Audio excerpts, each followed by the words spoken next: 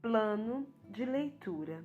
Igreja Batista da Lagoinha, dia 1º de junho de 2022, ano da vitória. Romanos, capítulo 7. Porventura, ignorais, irmãos, pois falo aos que conhecem a lei, que a lei tem domínio sobre o homem toda a vida? Ora, a mulher casada está ligada pela lei ao marido, enquanto ele vive, mas se o mesmo morrer, desobrigada ficará da lei conjugal, de sorte que será considerada adúltera se, vivendo ainda o marido, unir-se com outro homem. Porém, se morrer o marido, estará livre da lei e não será adúltera se contrair novas núpcias. Assim, meus irmãos, também vós morrestes relativamente à lei, por meio do corpo de Cristo, para pertencerdes a outro, a saber, aquele que ressuscitou dentre os mortos, a fim de que frutifiquemos para Deus. Porque, quando vivíamos, segundo a carne, as paixões pecaminosas, postas em realce pela lei, operavam em nossos membros a fim de frutificarem para a morte.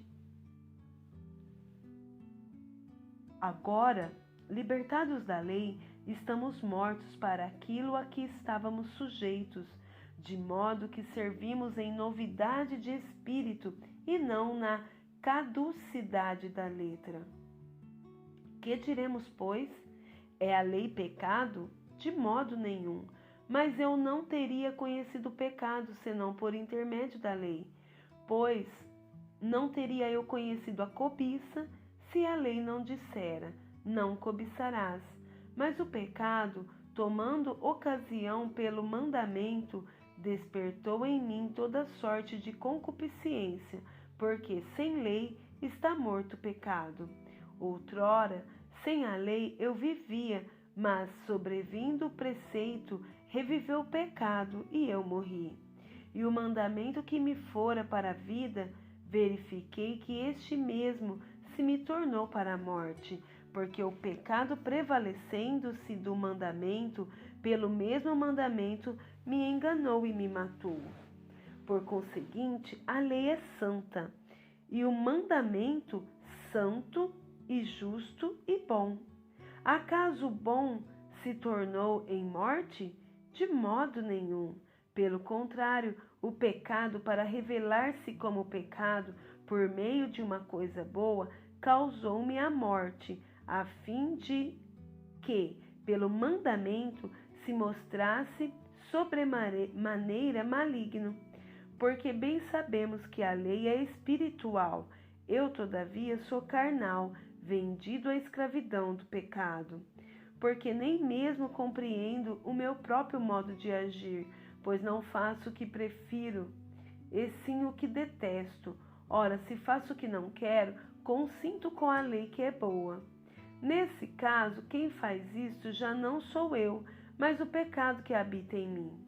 Porque eu sei que em mim, isto é, na minha carne, não habita bem nenhum, pois o querer o bem está em mim, não porém o efetuá-lo. Porque não faço o bem que prefiro, mas o mal que não quero, esse faço. Mas se eu faço o que não quero, já não sou eu quem o faz, e sim o pecado que habita em mim. Então, ao querer fazer o bem, encontro a lei de que o mal reside em mim. Porque no tocante ao homem interior, tenho prazer na lei de Deus, mas vejo nos meus membros outra lei, que guerreando contra a lei da minha mente, me faz prisioneiro da lei do pecado que está nos meus membros. Desventurado homem que sou, quem me livrará do corpo desta morte? Graças a Deus por Jesus Cristo, nosso Senhor, de maneira que eu, de mim mesmo, com a mente, sou escravo da lei de Deus, mas segundo a carne, da lei do pecado.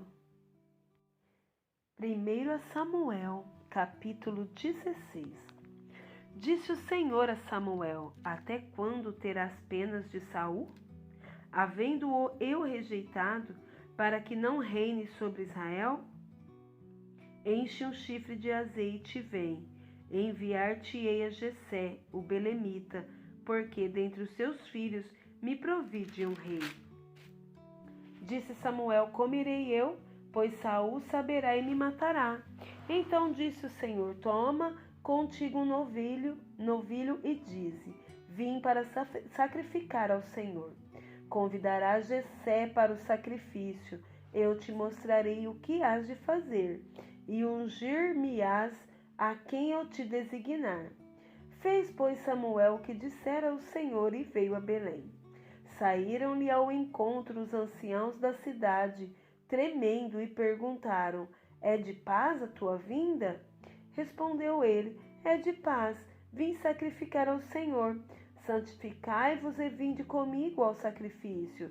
Santificou ele a Jessé e os seus filhos, e os convidou para o sacrifício. Sucedeu que, entrando eles, viu a Eliabe e disse consigo: Certamente está perante o Senhor o seu ungido. Porém o Senhor disse a Samuel: Não atentes para a sua aparência, nem para a sua altura, porque eu rejeitei. Porque o Senhor não vê como vê o homem vê o exterior, porém o Senhor o coração. Então chamou Jessé a Abinadab e o fez passar diante de Samuel, o qual disse: Nem a este escolheu o Senhor. Então Jessé fez passar a Samá, porém Samuel disse: Tampouco a este escolheu o Senhor. Assim fez passar Jessé os seus 7 filhos diante de Samuel. Porém Samuel disse a Jessé: O Senhor não escolheu estes. Perguntou Samuel a Jessé: Acabaram-se teus filhos? Ele respondeu: Ainda falta o mais moço, que está apacentando as ovelhas. Disse, pois, Samuel a Jessé: Manda chamá-lo, pois não nos assentaremos à mesa sem que ele venha. Então mandou chamá-lo e fê-lo entrar. Ele era ruivo, de belos olhos e boa aparência. Sim, o Senhor. Disse o Senhor: Levanta-te e unge-o, pois este é ele.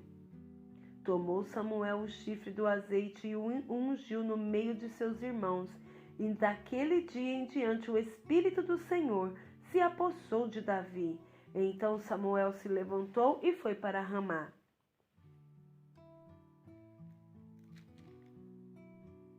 Tendo-se retirado de Saul o Espírito do Senhor, da parte deste um espírito maligno o atormentava. Então os servos de Saul lhe disseram: Eis que agora um espírito maligno enviado de Deus te atormenta. Manda, pois, Senhor nosso, que teus servos que estão em tua presença busquem um homem que saiba tocar harpa. E será que quando o espírito maligno da parte do Senhor vier sobre ti, então ele a dedilhará e te acharás melhor. Disse Saul aos seus servos: Buscai-me, pois, um homem que saiba tocar bem e trazei-mo. Então respondeu um dos moços e disse: Conheço um filho de Jessé, o belemita, que sabe tocar e é forte e valente, homem de guerra, sisudo em palavras e de boa aparência, e o Senhor é com ele. Saul enviou mensageiros a Jessé, dizendo: Envia-me Davi teu filho, o que está com as ovelhas. Tomou, pois, Jessé um jumento e o carregou de pão, um odre de vinho e um cabrito, e enviou-os a Saul por intermédio de Davi seu filho. Assim Davi foi a Saul e esteve perante ele. Este o amou muito e o fez seu escudeiro. Saul mandou dizer a Jessé: Deixa estar Davi perante mim, pois me caiu em graça. E sucedia que, quando o espírito maligno da parte de Deus vinha sobre Saul, Davi tomava a harpa e a dedilhava. Então Saul sentia alívio e se achava melhor, e o espírito maligno se retirava dele. Salmos 61. Ouve, ó Deus, a minha súplica, atende a minha oração. Desde os confins da terra clamo por ti, no abatimento do meu coração. Leva-me para a rocha, que é alta demais para mim, pois tu me tens sido refúgio e torre forte contra o inimigo. Assista eu no teu tabernáculo para sempre, no esconderijo das tuas asas eu me abrigo, pois ouvistes, ó Deus, os meus votos e me deste a herança dos que temem o teu nome. Dias sobre dias acrescentas ao rei, duram os seus anos, gerações após gerações. Permaneça para sempre diante de Deus, concede-lhe que a bondade e a fidelidade o preservem. Assim, salmodiarei o teu nome para sempre, para cumprir, dia após dia, os meus votos.